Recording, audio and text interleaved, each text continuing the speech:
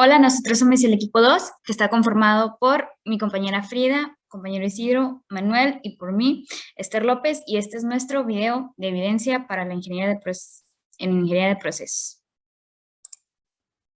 Para empezar, tenemos que saber qué estamos investigando y es la elaboración del anhídrico maleico a través de la ruta de N-butano. ¿Por qué estamos buscando esta manera? Es debido a que la ruta por benceno contamina más según el punto de vista de la química verde y esta alternativa del N-butano se obtiene un 80% menos de CO2 liberado a la atmósfera.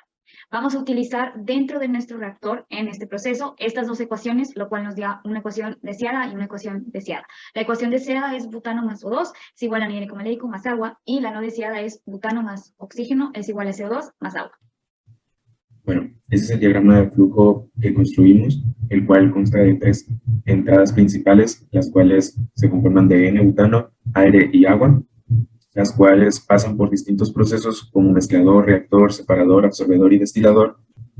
Y de esta forma obtenemos dos salidas globales, la principal, que es la que contiene el anhídrido maleico en casi el 100%, y otra que es la purga del quemador.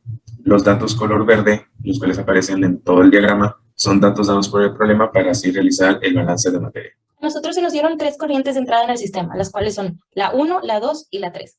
Empezando con la corriente 1, en ella se nos dice que entra un flujo de 100 kmol por hora y que tiene una composición molar de 90% N-butano y el resto CO2. En la corriente 4 sería lo mismo que la 1, ya que pasa por una bomba, no cambia nuestra composición, sino la energía. Eso mismo sucede con la corriente 6, ya que pasa por un evaporador, no cambia nuestra composición. Siguiendo con la corriente 2, aquí se alimenta el aire con una proporción de N-butano de 22:1. Esta corriente pasa por un compresor, lo cual no modifica nuestra composición, así que la corriente 2 es igual a la 5. Por último, nuestra siguiente corriente de entrada es la 3. En ella sabemos que entra un flujo de 8 kmol por hora de agua. Y para sacar la corriente 7, sabemos que es la suma de la corriente 5, 6 y 24. Y la 24 es una recirculación. Y para poder resolver este balance tuvimos que suponer datos y determinarlo por medio de la herramienta Solver, basándonos en la corriente anterior, o sea, la 23. Nosotros tenemos que la corriente 8 es igual a la corriente 7 respecto a su composición, ya que pasan por un intercambiador de calor. Nuestra corriente 9 sale de un reactor, lo que significa que enfrenta reacciones químicas. Aquí se tuvo que hacer un grado de avance con respecto a la conversión que se nos dio, la cual fue de un 60% con la selectividad que fue 1 mol de anhídrido maleico sobre dióxido de carbono. Una vez realizada la corriente 9, podemos ver que la corriente 10 y la 11 tendrán la misma composición, ya que solo se ven afectadas por los intercambiados de calor. Para la corriente 12, nosotros podemos ver que sería la resta de la corriente 11 menos la 13, mientras que la corriente 13 nos da una composición del 90% de anhídrido maleico y el 12% de agua. Para ello tuvimos que multiplicar el valor dado del flujo de la corriente 11 entre el valor de las composiciones de las componentes que se nos dan. Bueno, en la corriente 14 se fue algo similar que la corriente 13. Aquí multiplicamos el valor de la corriente 12, que fue la entrada del absorbedor, por la composición que nos dieron de esa, que fue 10% anhídrido maleico y 15% agua. Nuestra corriente 15 se pudo observar que es la suma entre la corriente 13 y la 14. Nuestra corriente 16 es la misma que la 15, ya que solo pasó por una bomba, viéndose afectada su energía, no la composición. La corriente 17, la cual es una de las dos salidas, en ella se tiene el producto deseado. Se nos dio que tiene una composición de 99.9% anhídrido maleico y 0.01% agua. Esto se multiplicó por los flujos ya dados de la corriente anterior, o sea, la 16. La corriente 18, por otro lado, fue la resta de la 15 y la 17. Y por último, en la corriente 19, nosotros pensaríamos que sería lo mismo que la 18, ya que solo pasa por un intercambiador.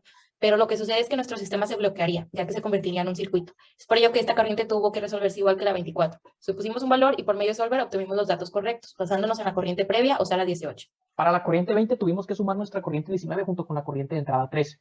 En nuestra corriente 21 tenemos que es la suma de la corriente 12, ya que es una entrada de absorbedor, junto con la corriente 20 menos la salida, que es la corriente 14. En nuestra corriente 22 tenemos que es una purga y se va el 30%. En ello multiplicamos el valor dado de la corriente pasada, o sea, la 21 por el 30%. Una vez tenida la corriente 22, sacamos la corriente 23, restando la corriente 21 menos la 22. Y por último, la corriente 24 se tuvo por medio de Solver, basándose en la corriente 23. Bueno, aquí podemos apreciar el balance de materia de todo nuestro flujo.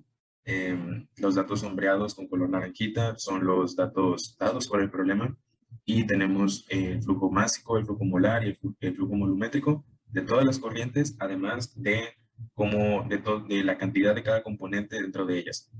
Aquí podemos apreciar de la corriente de la 1 hasta la 14 y de este lado está la continuación que aparece desde la 15 hasta la 24.